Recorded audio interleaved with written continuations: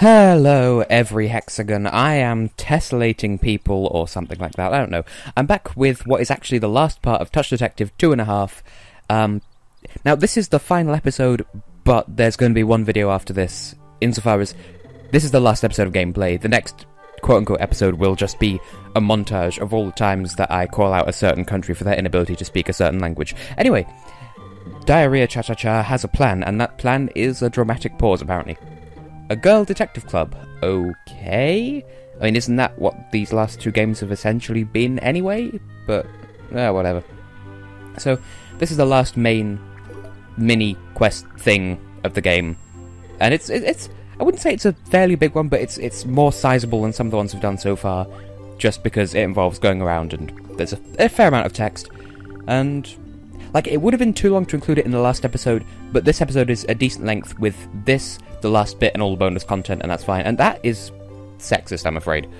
Like, I do have a bit of a gripe about this, like her reasoning. I mean, I know she's supposed to be a flawed character, and so, you know, a lot of the time she blames her own shortcomings on other people, so I can understand why she says it, but still, it reminds me of, there's a thing in the UK called The Race for Life. It's hosted by Tesco, I think, a supermarket, essentially, and it's it encourages women to join and like, donate to charity and sort of run a race and be sponsored in that race, and, you know, it's just to fight breast cancer, but they don't let men take part, despite the fact that men can also get breast cancer, and the fact that, that, you know, men are also affected, even if it's a woman that dies of breast cancer.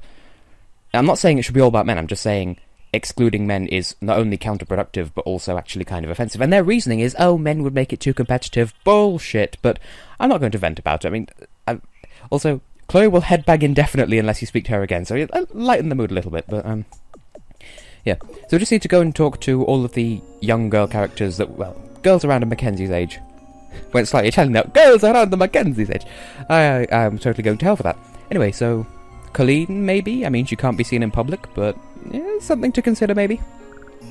Now, there's a point. We have an entire block of flats full of ideal candidates. And Beatrice. And obviously, Spooky is, I think, male as well as a cat, so not really eligible to join. And Beatrice is too old, so we'll just jump straight to, what's-her-face. Can never remember the names of all the girls here. I know Anna is the one with the eyes, but then there's Julie and Melody, I think. I don't remember which one she is. But we'll actually find out more about them later in this episode, so we'll get to that when we get to that. So, oh yes, she's the one who's always busy, so if she can find time, she'll be able to join us. We'll finally see her outside of her room for once. We'll save Penelope to last because, you know, we know we can go in and talk to her, and Daisy's not in, but we know where to find her, that's fine. Anna, of course, the guardian of the portal to hell, or, I don't know, I mean, we never see her face. Well, maybe if she joins our detective club, then perhaps we will see her face after all, instead of just her eyes. And, once again, the running gag here is that we have to fade to black and explain. Is that just a really polite way of saying no? Because I get the feeling that's what you're going for here. And this is either Melody or Julie, whichever one wasn't the other one. Which is a really good way of describing it, I suppose. So, explaining all that, and oh. Rude, but okay. And, Microwave, do you want to join? Well, you can't, because you sit on a throne of lies. You do not ding. I had to make you ding in post. You little Butt-Scrundle. Butt-Scrundle. I'm sorry, what? Anyway, Penelope and your butt-ass hair. You're a daydreamer. You'll definitely be on board with this. And once again, having Butt-Scrundle.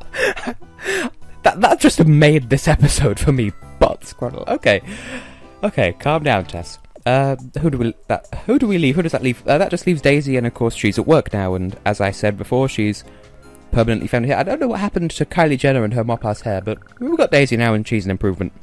So, maybe she can join us, because we've seen her as a character before, so maybe she'll come and join us with our detective society, maybe? Maybe we can help Diarrhea on her endless career to catch the Cornstalker, but and let's face it, she's so hopeless that even when he's right in front of her, she can't do it, as we saw in the last episode, so I wouldn't get your hopes up, but still, we'll see. If I can get up here. Okay, so, Inspector Diarrhea. Well, I'd rather not Inspector Diarrhea, if I have anything to say about it, but anyway, who's going to turn up? Well, that didn't take long. Chloe, of course, because she was right there. Little Miss infatuated with Diarrhea, the the pearl to her rose, except they're both completely inept. Or something. I don't know. Anyway. See, look at those love bubbles. They're made for each other as a partnership, not in like a weird chippy kind of way. But sub-leader is that... No, it's not obvious. Oh, the cool second in command. No irony there as I tap on Fungi. Yeah, let's see who else is going to turn up. Is it someone completely predictable? Of course, Penelope and her butt-ass hair. So, yay, we have 2 conkers. What? Damn it, Amber Bondin. Well, now we just need to wait for, well, Anna, Melody, Julie, Colleen, and Daisy. So this won't take forever. No one's turned up yet. Maybe they're going to all turn up in a group or something. I don't know.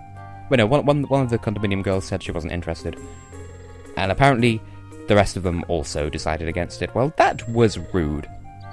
But this is good enough, apparently. But can I just point out that nothing has changed? We kind of worked together anyway.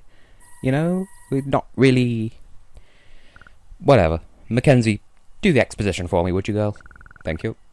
Yeah. Nothing is any different. Delightful. That was a completely worthwhile task.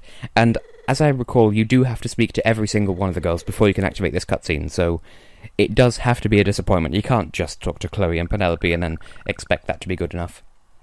Well, that's it. We've now completed the investigation report, apart from one thing, but that comes off the back of completing the touch list. Had a brief chat with Shorty, just in case he had something funny to say, but no, he didn't. You are a disappointment, good sir. You are neither a gentleman nor a scholar. Good day.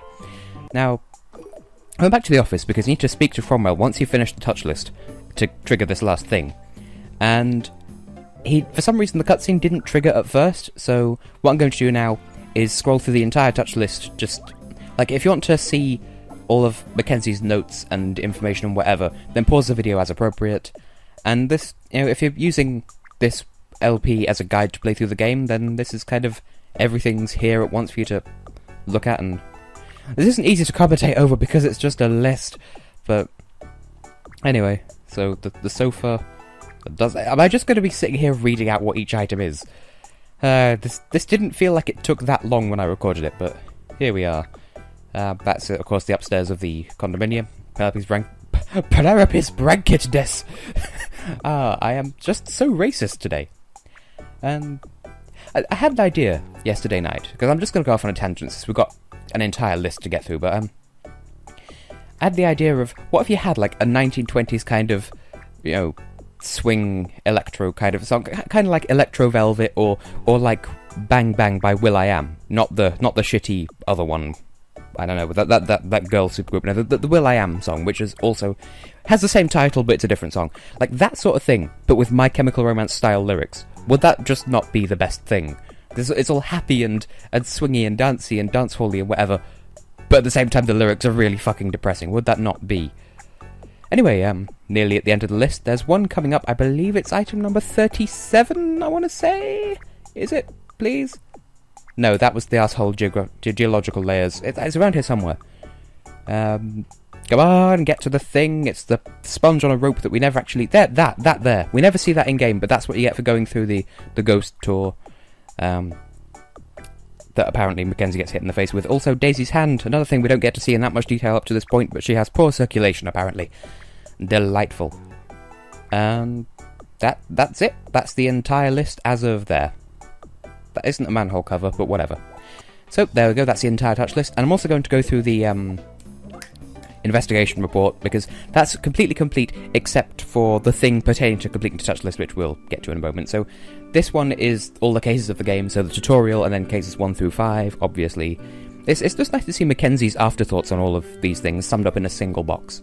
Of course, you should remember some of these, you know, Friday and Saturday, Fungi being hired as Sunday, Colleen learning how to phase through a piece of glass, that asshole, Eric, his name is, I looked it up, and we joined the Tough Guy Club. Mayor Tom got scammed by the Tough Guy Club, we poked the expert, we poked Dover because he's cute as fuck, we touched Colleen. That's where the thingy will, like, that question mark slot is where the touch list thing will appear, and we'll get to that in a moment, because once we leave Mackenzie's room, Cromwell will actually be in position to give us the last, well, to reward us for completing the touch list, and that's the last thing. That's just the last thing, completely end. Delightful. Once again, if you want to read these notes in more detail without my voice, either mute the video or pause as appropriate. And this is all the things. This is proof that we've 100%ed the game. Well, we will have done by the end of this video. And yeah, notice how I didn't point out any of the American misspellings throughout the investigation report. Anyway, go into Mackenzie's room, then come back out. I don't know why that happened, but it did, and Cromwell's now in position. We could present to him the touch list, and maybe we can get it published and succeed at life. And oh, what the fuck are you doing here? No way! I cannot believe it. The guy is a wanker. I just said you're a fraudulent, flatulent, beret-wearing asshole, except that's not a beret, that's your hair, but I don't know that for certain. I don't know your life, Eric the wanker. The guy is a wanker. Not as good as Butt-Scrundle. Do you not recognise my ass? Or the rest of me, for that matter? You were the asshole. Why are you not in prison, good sir? See, you're the fraud face from case 2. What are you doing here? Why are you... Just get thee from this house. Go and iron your dog, or whatever it is that... Sorry, I need to go and make up an excuse. Yeah, you leave. Wanker. Dear oh dear. Oh no, Cromwell. He's scammed Beatrice, he did the thing with the train, and now this too. Dear oh dear. You're supposed to be the smart guy. Hey. Well... Yeah, sorry to break it to you, Cromwell, but anyway, on the plus side, that's the last side quest in the game, and now the game's 100% complete, apart from one thing. I'll point this out now. To get the thing that you unlock by doing the draw minigame, you actually have to do all 4, like, back to back to back in one session without leaving the room. So, I went and did that off-screen, but first of all I'm going to show off the completed investigation report, if I can say words. That's such a nice image. Like, I think that's the highest def, as it were, image of the office that you see in the entire game. But anyway, bottom of page 3. Yeah, failed to publish the touch list. I cannot enunciate. Anyway, we now save, and in case you're wondering what those last 2 bubbles were for on the save screen, it's for the touch list and the investigation report. Da da da da. And I make a bit of a fancy cut in about 2 or 3 minutes. Just to, because like I got into the system menus and whatever, found that the draw game thing hadn't been unlocked, and so I went back, did all the things back to back to back, but you won't be able to tell. Anyway, character profiles, and as I'll show off at the end of this segment, that button in the bottom left of the bottom screen makes the text and name disappear, so you can look at the art in more detail. But I'll demonstrate that briefly at the end.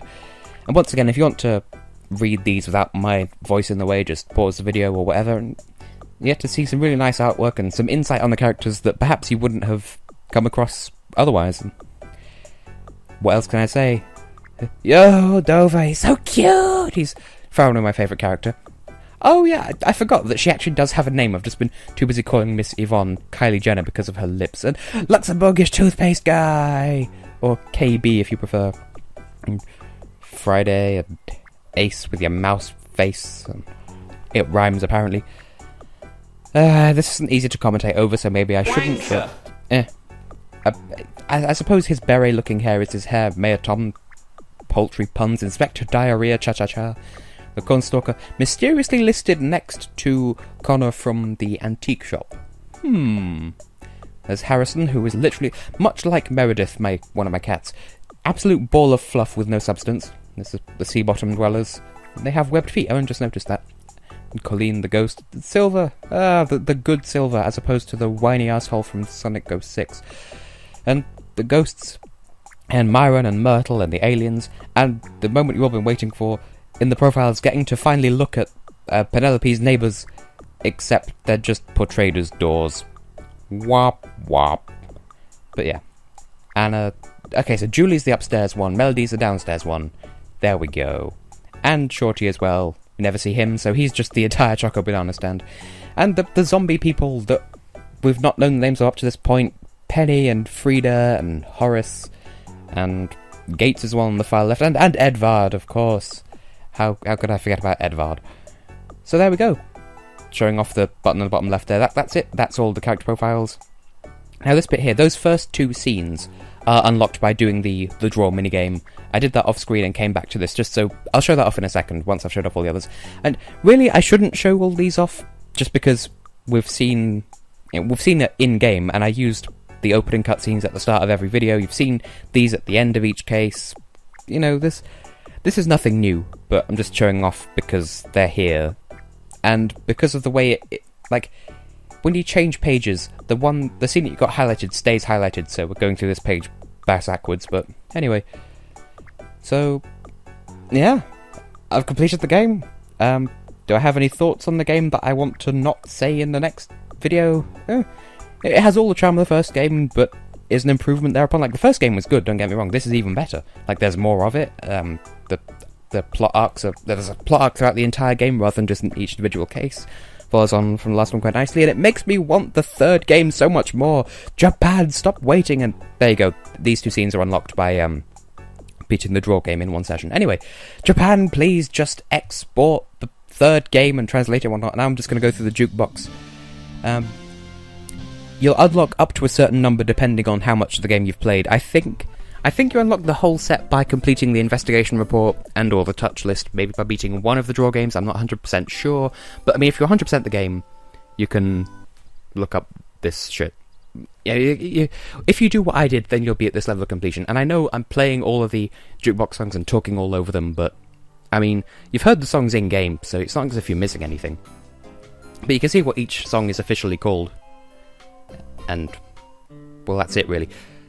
But yeah, any thoughts on the project? This took longer than I thought it would, but at the same time it feels like I've only just started it, but I feel like I waited long enough to play this game after the first one. Like, I had resolved it within myself that I was going to play this game sometime after I LP'd the first one, but I wasn't sure exactly when, just didn't want it to be straight after, but, you know, I feel like I left it long enough. It was about a year, and hopefully within this next coming year, my favourite music right there, by the way, but, well, of this game anyway, hopefully, within the next year, they will export the third game, and I can get a 3DS capture for it and play through it in about a year's time? Hopefully? Exactly, I want to believe. What fortuitous timing. And then, for 100% completion of the game, you also unlock song number 21, which is Silver's broken song. Nice of them to include that, I suppose. Anyway, I have been, and will continue to be, Tessellating Hexagons. The touch list is right here, the investigation report is right next to it. And I believe that's everything in the game, so see you in the next episode for that montage, but otherwise, that's it, I'm done, see ya.